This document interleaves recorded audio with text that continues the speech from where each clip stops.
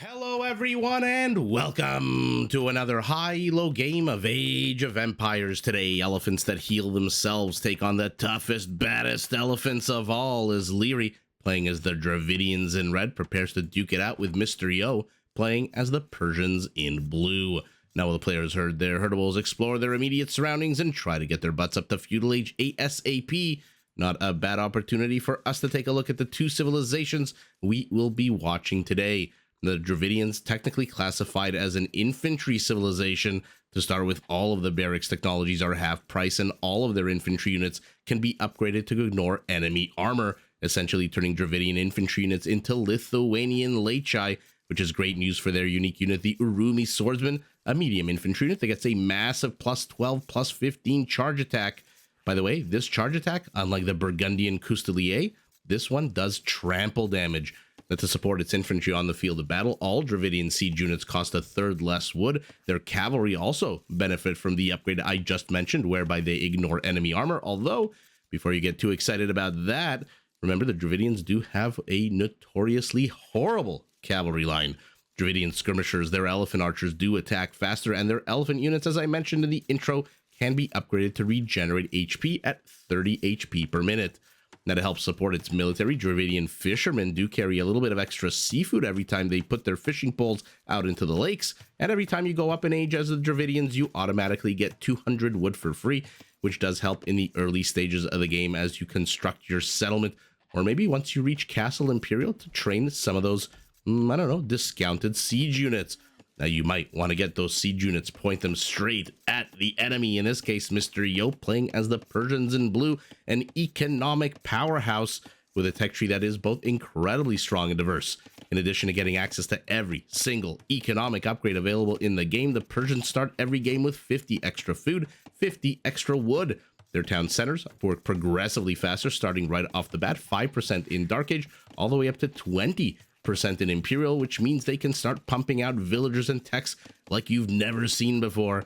They can also, by the way, be a pain in the ass to raid because their town centers, take a look at this, come with double the amount of hit points, 4,800 compared to the usual 2,400, and their castles can be upgraded to take less bonus damage and fire bullets instead of arrows. And by the way, those bullets, they come with attack bonuses against both rams and infantry, which both of those, something we usually, I don't say usually, hopefully see out of our Dravidian.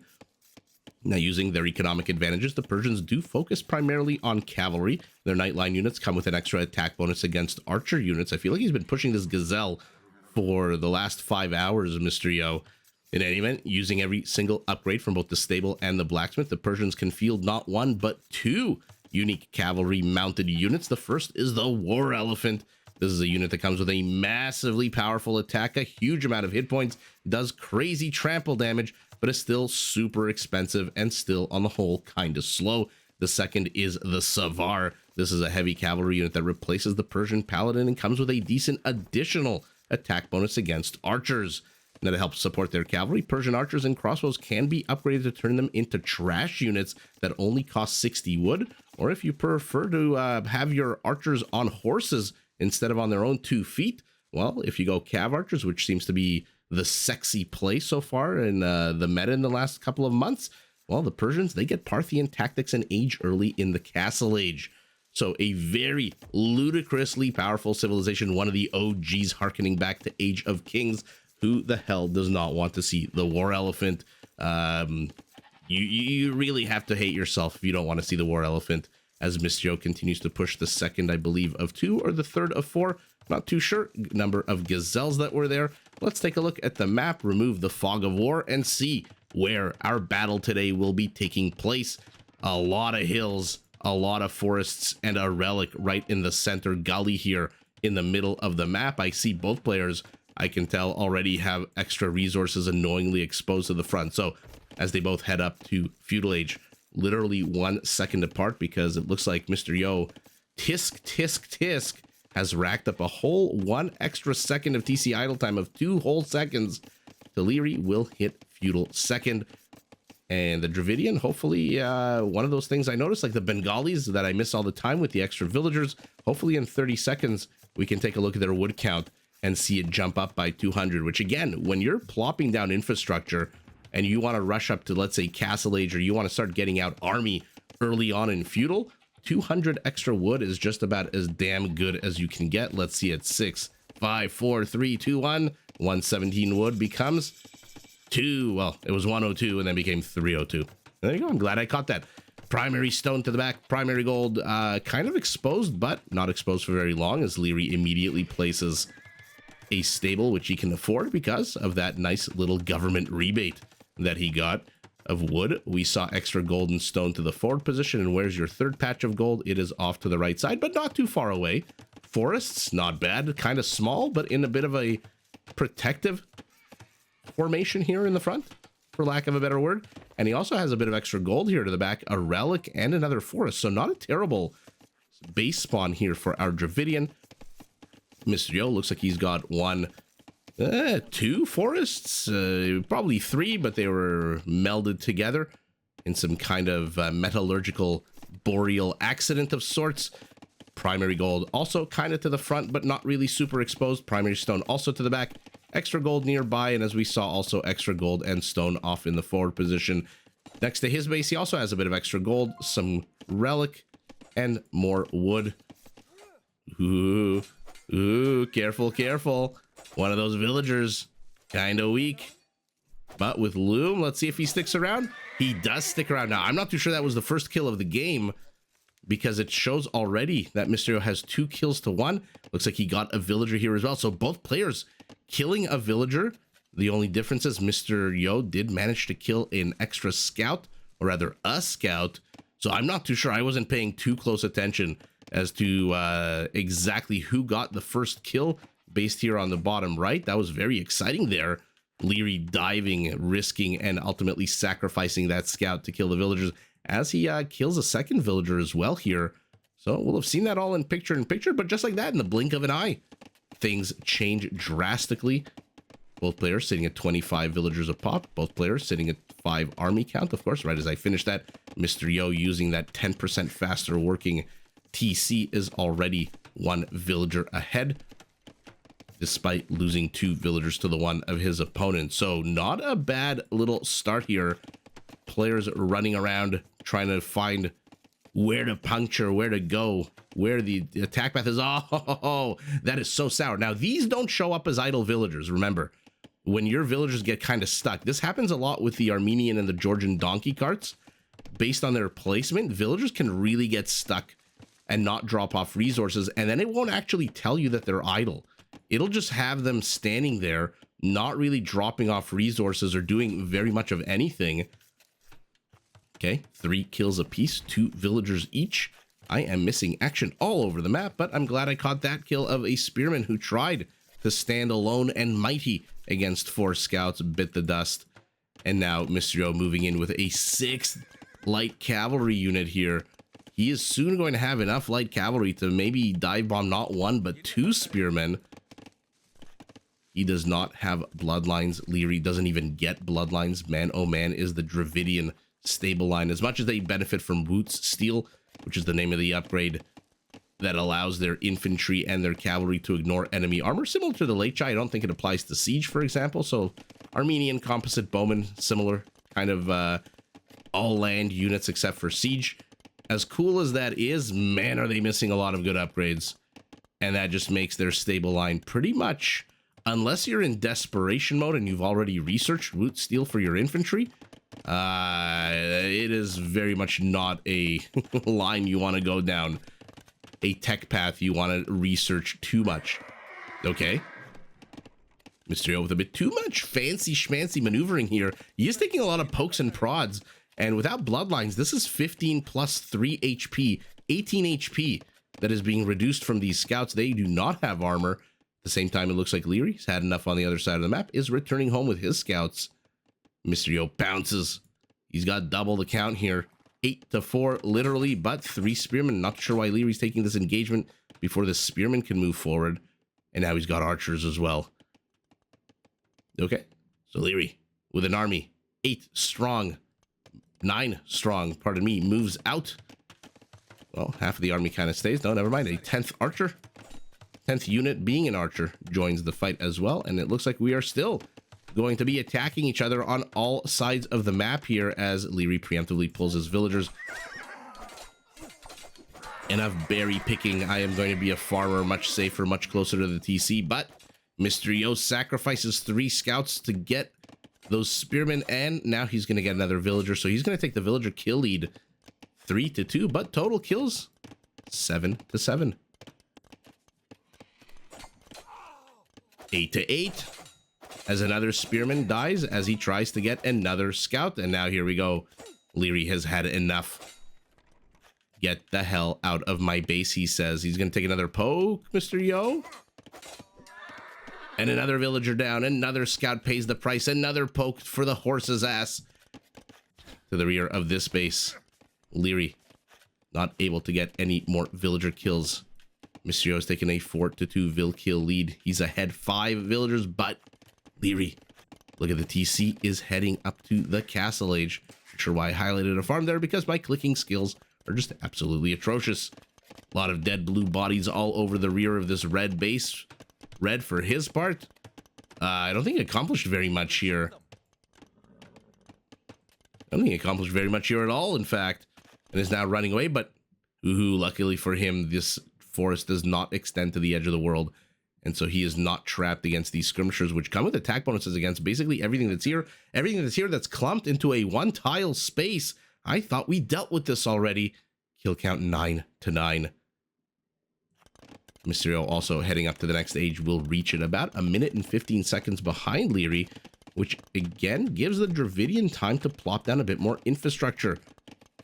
200 wood is basically a free siege workshop. It's basically a free, as we saw earlier, stable.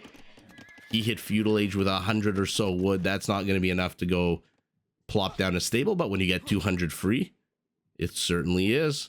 And let's see what he does with his extra wood. Again, for now, still hovering at around 130, 140. Not enough to really build anything. I'm very curious to see what our Dravidian does. More and more archer units moving out. 3-2-1. 228 becomes 428. And immediately, crossbow, bodkin, bosa. Okay. In terms of infrastructure, a house.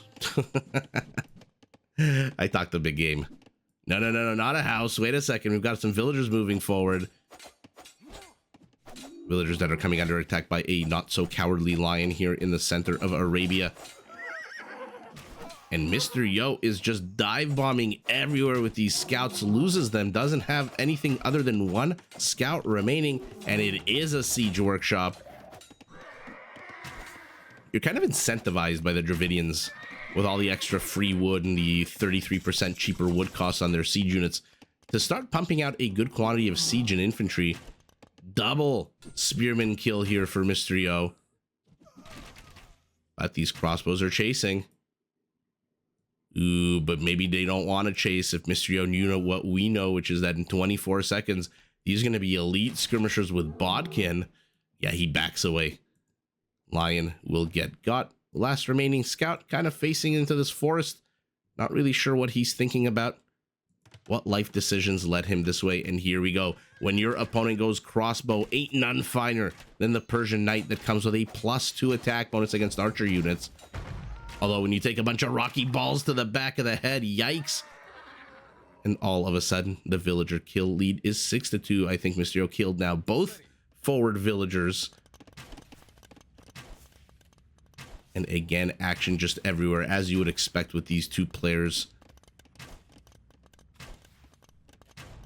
We'll see how many avenues of attack Mysterio decides to engage into in this game. The Hydra method of his, where he runs in about 7 different directions. Picks off another villager, does Liereyy. Okay, but this might be a one-way trip for him.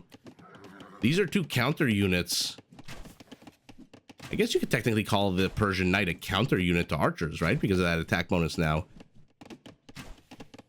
Knights on the high ground, skirmishers on the low ground. Liereyy trying to get something done. Will he go for villagers or will he go for the military?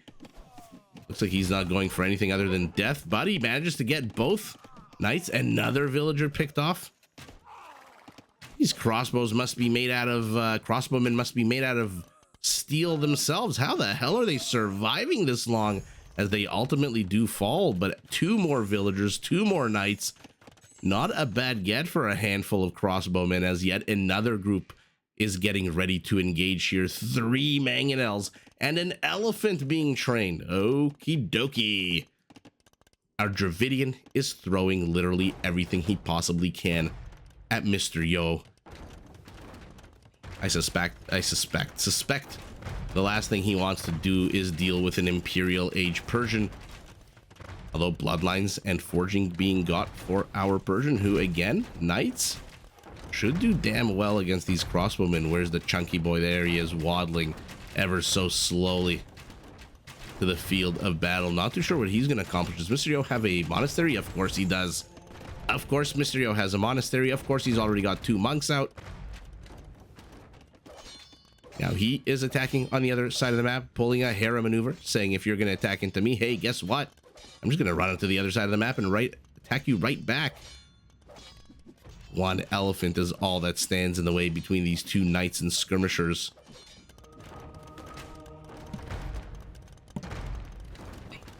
But elephants so easily shooed away by monks. There's not much that this pair of elephants is going to be able to accomplish here. 3 villagers pulled to repair the mangonel on the other side of the map. It looks like those knights, at the very least the skirmishers, have entered into the base, but oh no, they're just standing around taking it. The minimum range betrays them. These are not Incan skirmishers, but in come the knights. But 1 elephant has invited 2 of his friends over to the party. I'm not sure why he's going after the skirmishers for now. More knights try to engage with the elephants, but the crossbowmen get them first. Elephants are chasing the skirmishers. Knights are chasing the elephant. Elephants are chasing knights. Knights are trying to dodge. Everyone is afraid of crossbows and mangonels. 4 mangonels. Like I said, Liereyy really putting on a showcase of the Dravidian power here. Town center, by the way, is down. Mr. Yo's knocked down to only 2, but luckily for him, his opponent is just now going up to 2. Converted elephant. Where's he gonna go? Straight for the crossbowman? No, he's leading the other elephants into a trap, a conversion trap, and a conversion pays out. RNG working out quite well for Mr. Yo in this game so far. But the monk is now under attack. No ballistics for Liereyy. 2 mangonels have fallen. A 3rd and a 4th will fall as well. Mr. Yo cleans up the heavy hitters here. And now what the hell do you do? I mean, I guess you can still engage and push in and start taking off or picking off peripheral infrastructure instead of town centers. With the presence of a monastery and who knows how many monks. Where is Mr. Yo's 1 and only monk, by the way? Oh, he's down here in the middle of the map. The presence of monks does potentially stymie any of your attempts to penetrate any further than you can here, as does the TC's air radius of attack. So like I said, Liereyy losing those 4 mangonels atrociously bad, and basically limits him again to just the peripheral structures now that are not protected by any kind of arrow fire from a TC or whatnot. The monk came all this way to convert a spearman. Does not get the conversion. The spearmen do die. And oh my goodness, a group of knights and a monk is enough to pull back the entire Dravidian army. Mr. Yo realizes it replaces his TC. Oh my goodness. Liereyy with the tactical retreat here. Did he really need to send all of his army back? I guess if you send one part of this army, you kind of have to send both, right? You can't just send the crossbows and leave elephants out there to get converted, and you can't just leave crossbowmen to get swarmed by any follow-up knights and send the slow waddly boys back. I guess you kind of have to send both. They kind of complement and defend one another. The elephant parade here getting healed. Very sneaky town center out of Liereyy to the very, very far left of the map.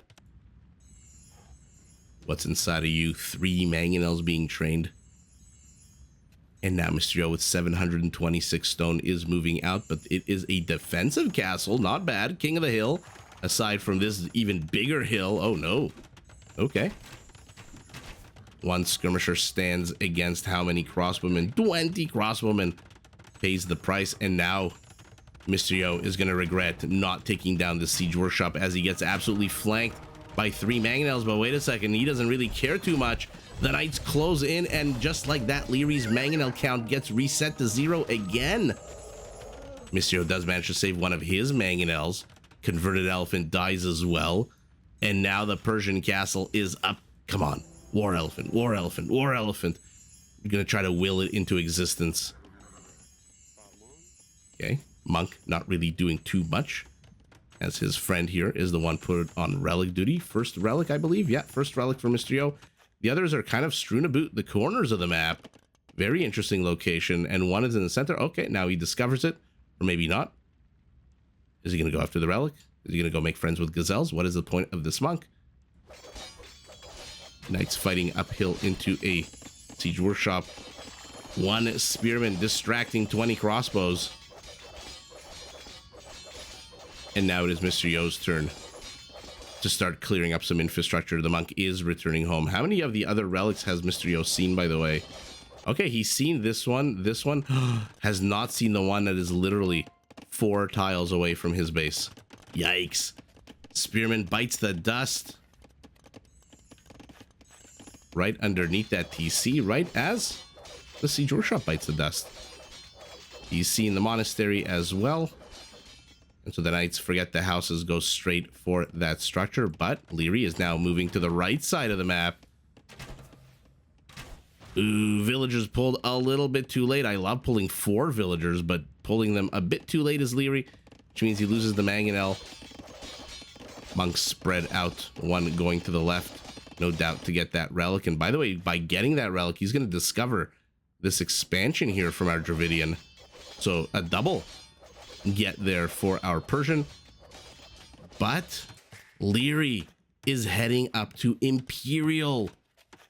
And what, oh, what will our Dravidian do in Imperial? Okay, here we go. Mysterio sees the gold mining, sees the TC. And this is hilarious because this is the town center that Liereyy thought was safe to research Imperial. But there's a bunch of Knights coming this way.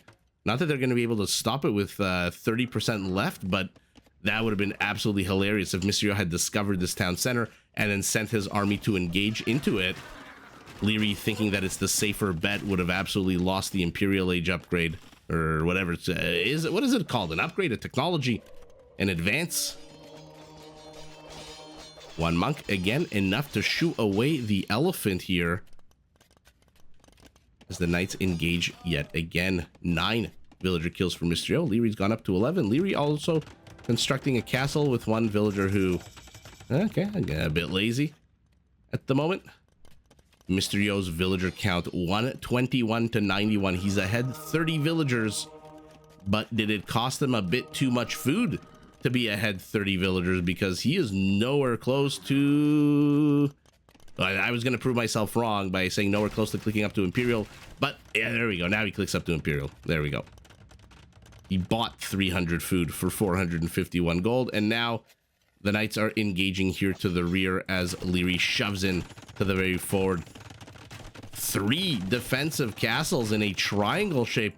Come on, this has to be for elephants, right? A monk chases a monk, chased by an elephant. Oh my god, oh my god, oh my god, he's trying to body block the monk. He's trying to body block the monk with other monks. I don't think we've ever seen that before. Elephant closes in, but we'll see how long for this world this elephant actually is with 6 kinda, but not really healthy Knights en route.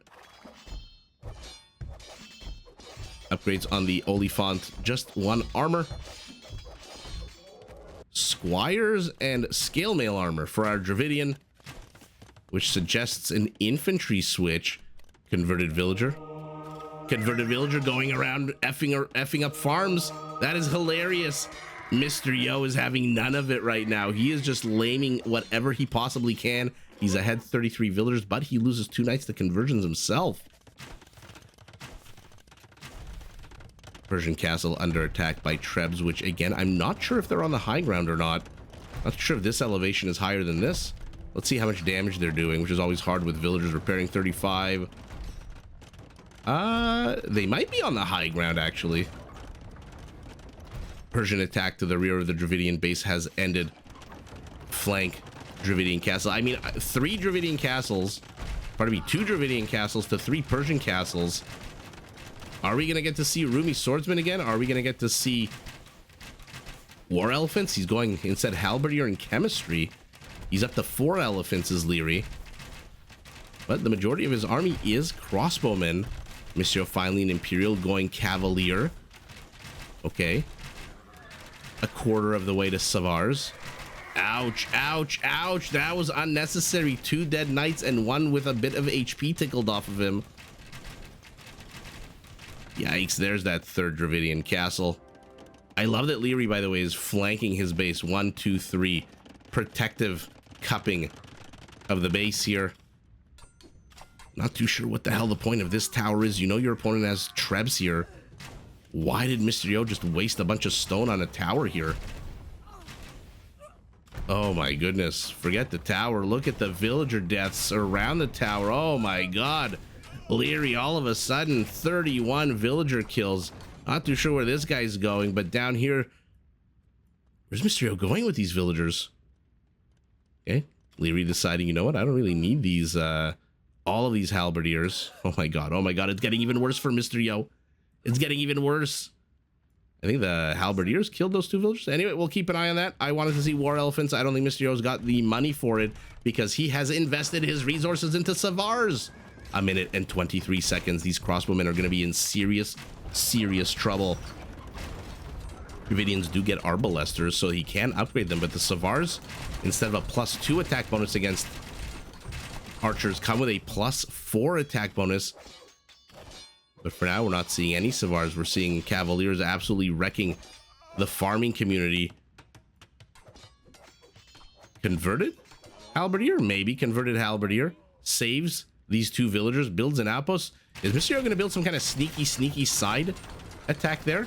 20 seconds away from the Savar. We are. Didn't mean for that to rhyme unintentionally. 2, 1, boom. Will he give away 2 of them immediately? He does give away 2 of them immediately, and the others run straight into a forest of halberdiers. And this is where playing cavalry against the Dravidians becomes a bit of a tough situation, especially if Woot's Steel is researched. I don't think it has been. No, it's an expensive upgrade, but it has not been researched just yet.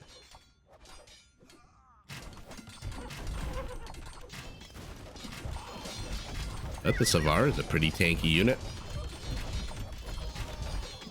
Gonna be able to withstand a good amount of castle fire. Oh, but never mind. I thought he was gonna keep going after the Trebs.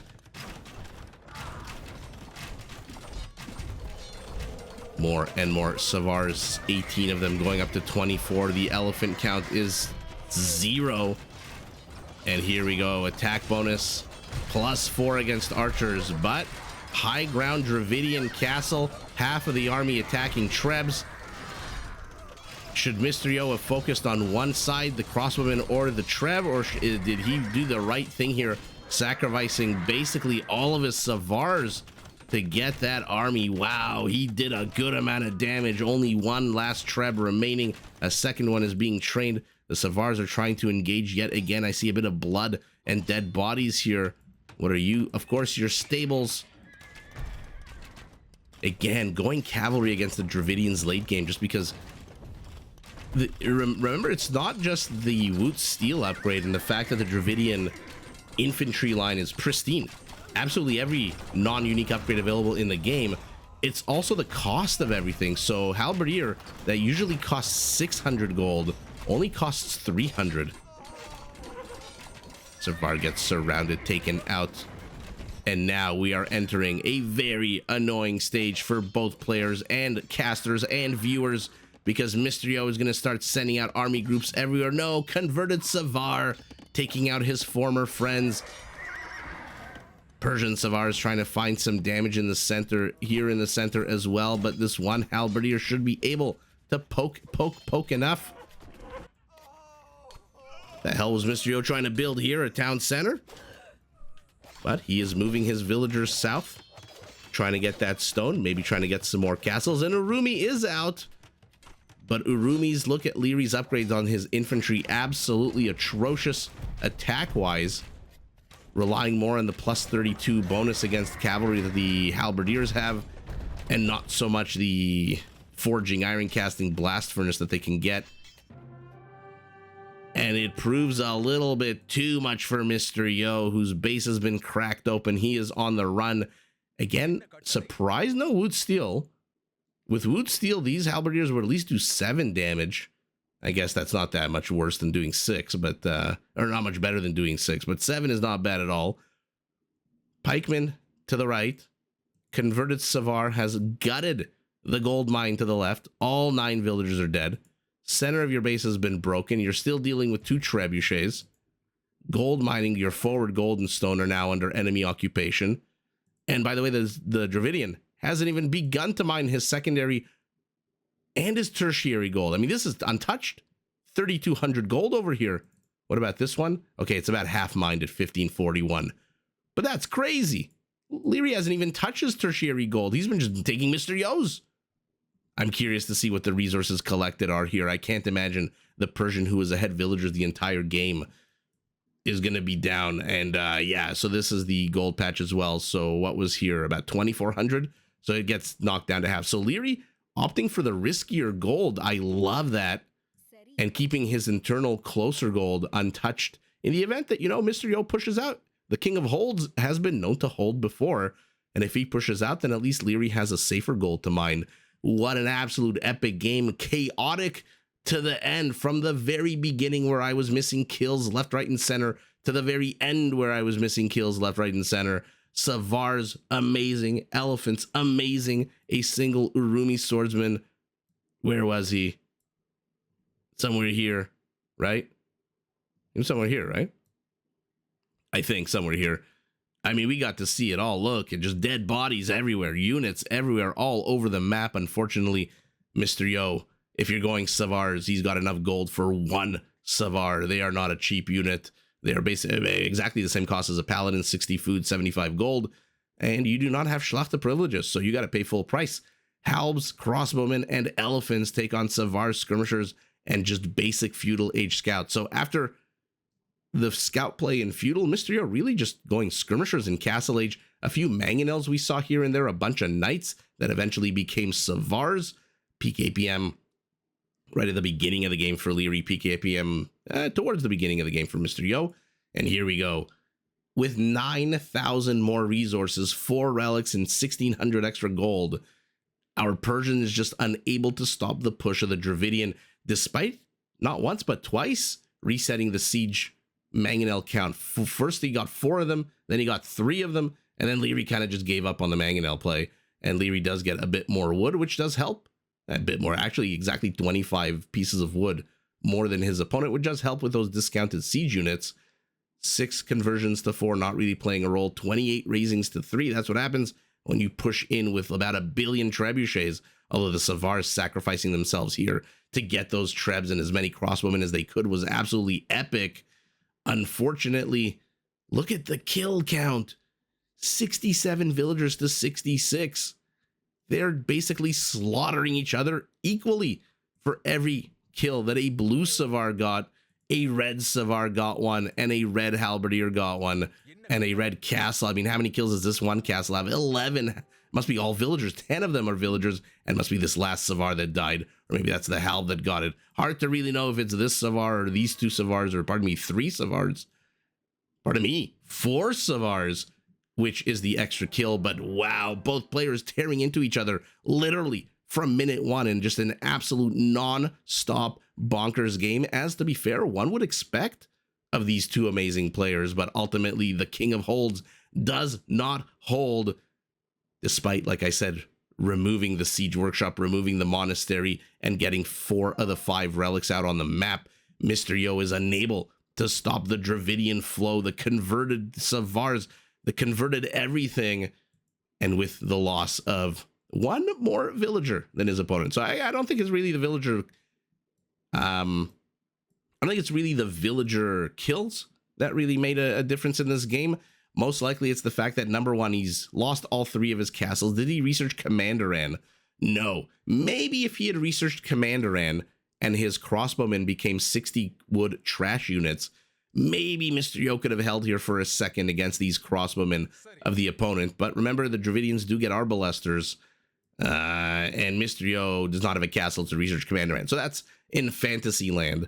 Unfortunately, no more castles, no more gold, more importantly, while his opponent literally still has half of his starting gold, has taken the peripheral gold, is thiefing Mr. Yo's gold, and the only saved gold for Mr. Yo is here, which is now under attack by this castle with Bracer, 2 Trebs, and that's all she wrote. Also losing 9 villagers here. Can't be nice. And Mr. Yo just runs out of the ability to train Savard. He's got a good amount of infrastructure, especially with these 2 stables down south. I wonder, oh my god, there's even action over here. There's literally action all over the map.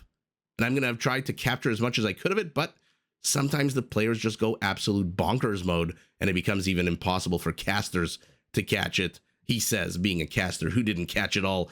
But that's neither here nor there in this particular matchup. Liereyy with the push from minute 1. The unrelenting push, who pulled back his crossbows and elephants. I thought for sure that would have been a bit of a cooling off period for both players, but no. They were back literally a minute or 2 later in the forward position. It is Liereyy who takes the W, but GG in a ridiculously close, ridiculously fun back and forth battle to both players. Did you enjoy this video? Check out these other clips and make sure to subscribe and enable notifications so that you're notified of my latest uploads.